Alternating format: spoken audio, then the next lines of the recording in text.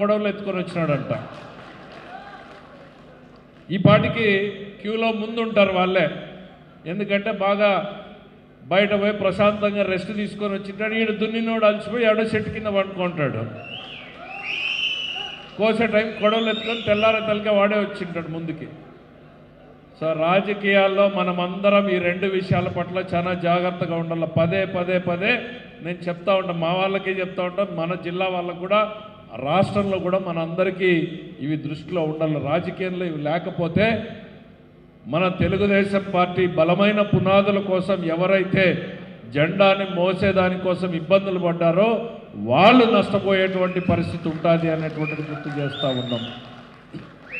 మేము అధికారంలోకి వచ్చినా కూడా, జిల్లాలోకి వచ్చిన మొదటి రోజే చెప్పిన, రాష్ట్రానికి మంత్రి అయినా సరే ఈ జిల్లాకు మాత్రం నేను కూలీనే అనేటువంటి చెప్పినా కూలీగానే పనిచేస్తాను అనేటువంటిది ఈ సందర్భంగా గుర్తు చేస్తూ ఉన్నా.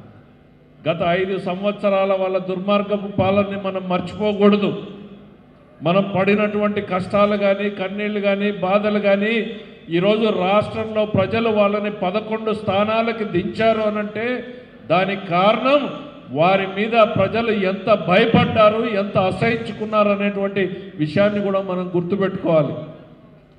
11 స్థానాలు ఇంకొకటో రెండో పోయింటే సింగిల్ డిజిట్కి మనం ఇంకాస్త జాగ్రత్తగా ఉంటే సింగిల్ డిజిట్లో గెలిచేటువంటి వాళ్ళం. మరి ఆ 11 స్థానాలకు పోవడానికి కారణాలు ఏంటి? అడుగడుగునా కూడా దౌర్జన్యాలు చేశారు. తెలుగుదేశం పార్టీ అనంటే ఒక టార్గెట్లో పెట్టుకుని పనిచేసినటువంటి పరిస్థితులు వచ్చినాయి. అచ్చెన్నాయుడు దగ్గర నుంచి మొదలు పెడితే చివరికి మన అధ్యక్షుడు చంద్రబాబు నాయుడు గారి అక్రమ అరెస్టుల వరకు కూడా సాగినటువంటి పరంపరల్ని మనం మర్చిపోకూడదు. ఈరోజు మీరు పేపర్లు చూస్తూ ఉన్నారు, ఏం కనపడుతోంది పేపర్లో? లిక్కర్ స్కామ్, మద్యం కుంభకోణం, భారతదేశ చరిత్రలో, నేను ఇప్పుడు పేపర్లో చదువుతూ ఉన్నా, నేను కూడా దాంట్లోకి ఏం జరిగింది అని తలబెట్టి చూడలే. పేపర్లో జరుగుతూ ఉన్న చూస్తూ ఉండే భారతదేశ చరిత్రలోనే అతిపెద్ద లిక్కర్ స్కామ్ అనేటువంటిది కళ్ళ ముందు కనపడుతుంది. ఢిల్లీలో జరిగిండేది 120 కోట్లు మాత్రమే. మరి నేను గతంలో చెప్పా, సిగరెట్లు తాగేటప్పుడు సిగరెట్ పెట్టి మీద ఏముంటుంది? ఆరోగ్యానికి హానికరం అని ఉంటుంది, అవునా కాదా? దాని మీద ఇంకా ఏమేస్తారు? భయంకరమైన బొమ్మలు వేస్తారు. ఎందుకు?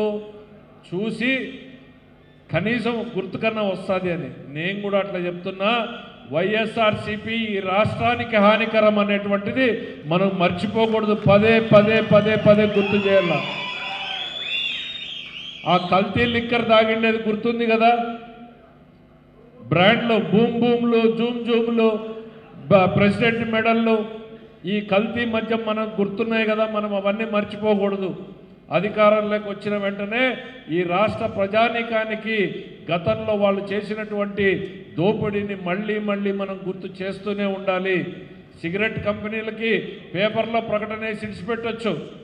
ప్రభుత్వం ఎందుకు చట్టం చేసి దాని మీద ముద్ర వేస్తుంది అని అంటే, కొంతమంది ఒకసారి చెప్తే మానుతారు, ఇంకా కొంతమంది పెండ్లం పోరితే మారుతారు, ఇంకా కొంతమంది ఎంత పోరినా మారారు. కాబట్టి అట్లాంటి వాళ్ళు కండ్ల ముందు చూసుకుంటే అన్నా కొంచెం మారుతారు అనే ఉద్దేశంతో సిగరెట్ తాగడం ఆరోగ్యానికి హానికరం అనేసినట్టు మనం కూడా ప్రతి సభలోనూ ప్రతి దగ్గర కూడా వైఎస్ఆర్సీపీ ఈ రాష్ట్రానికి అన్ని రకాల హానికరం అనేటువంటిది పదే పదే చెప్తా ఉండాల. దేన్ని నిడిచిపెట్టినారు వాళ్ళు? లిక్కర్ నిడిచిపెట్టినారా? ఇసుక నిడిచిపెట్టినారా? భూములు నిడిచిపెట్టినారా? మైన్లను నిడిచిపెట్టినారా? వైన్, మైన్, ల్యాండ్, శాండ్ దేన్ని నిడిచిపెట్టలే. కళ్ళ ముందు అన్నీ కనపడుతున్నాయి కదా. ఇసుకలో ఏమన్నా మామూలుగా పోయినాయా? ఈరోజు ఏముంది? లిక్కర్ మంది, లిక్కర్ ఎట్లుంది మంది? ప్రజలు ఏం కోరుకుంటే ఆ బ్రాండ్లు ఆడ షాపుల్లో అమ్ముతారు. ఇసుక ఏంది మన పాలసీ? ఫ్రీగా ఎవరన్నా తీసుకొని పోవచ్చు.